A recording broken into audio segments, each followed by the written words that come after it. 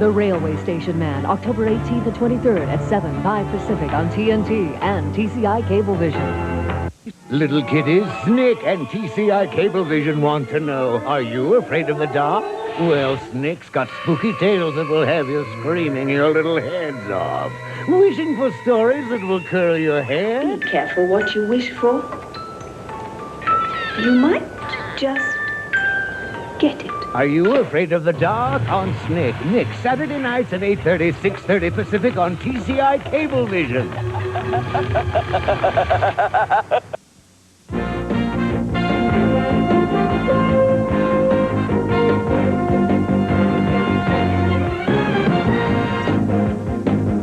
CNN Headline News. I'm Lynne Russell. President Bush is taking the first steps toward normalizing relations with Vietnam now that Hanoi has released an unprecedented amount of information on U.S. service personnel missing from the Vietnam War.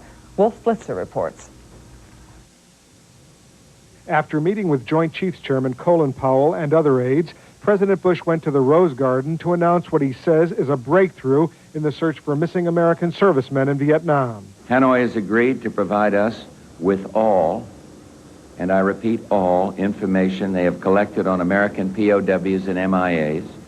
This includes photographs, artifacts, detailed records on Americans who fell into Vietnam's hands. Though the president concedes that even this new access is not likely to answer all the questions involving the more than 2,200 MIAs, he's hopeful. Today, finally, I am convinced that we can begin writing the last chapter of the Vietnam War. The president's special emissary, retired General John Vesey, and Senator John McCain returned from Hanoi this week with news of the breakthrough. McCain, a former POW, also brought home photos. Here, Vietnamese swimmers are picking him out of the water, and here, with his arms broken, he's recuperating in a body cast. Why is all of this happening right now? I believe that the Vietnamese are desperate for economic assistance. Administration officials and congressional leaders now expect improved relations with Vietnam, but full normalization, they say, is still some time away. They deny politics is behind all of this. I want to emphasize from the Democratic perspective that this is not an October surprise, and to whatever degree anyone suggests it's a surprise, it is a pleasant one received by Democrats and Republicans with equal good feeling. The Pentagon is now only beginning an exhaustive examination of these new photos and documents in Hanoi, Bangkok, Hawaii, and at various labs in Washington. The process will continue for months, if not years. MIA families will be presented with details of their cases. They are encouraged by this. The vast majority of the families never get their hopes up too high. They've been dashed too many times. This looks more promising. The breakthrough occurred this past February when the Vietnamese permitted an American researcher named Ted Schweitzer access to their military archives. He later provided 4,800 photos to the Pentagon. Officials described them as the tip of the iceberg. The U.S. then used the photos to confront the Vietnamese and push for open access. It was during the Vesey visit to Hanoi that it was granted. Wolf Blitzer, CNN, the Pentagon. President Bush is in Miami after campaigning in London, Kentucky earlier today. At a high school near where the first Kentucky Fried Chicken restaurant was founded, Bush said he has an original recipe for the presidency: ideas, experience, and character. And he kept up his attacks on Democrat Bill Clinton's performance as Arkansas governor.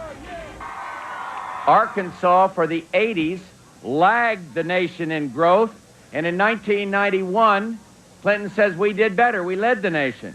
Well, the only way to get Arkansas economy moving was for Governor Clinton to get out of the state. He was out of there in 91 running for president. The only time they did better than the national average. Bill Clinton says Bush should wait to receive a full accounting of American POWs and MIAs in Vietnam before relations with the country are normalized. Clinton wrapped up a 7-state swing through the West today. He said Bush has no business talking about trust when some of his own political appointees are investigating each other. This person who says, "Trust me, I am a great leader," has a Justice Department who's investigating the FBI while the FBI is investigating the Justice Department. No time for crooks. They got to look into each other. And then they've got the CIA and the Justice Department fighting between themselves about which one of them lied to a federal judge in Atlanta over the Iraq scandal.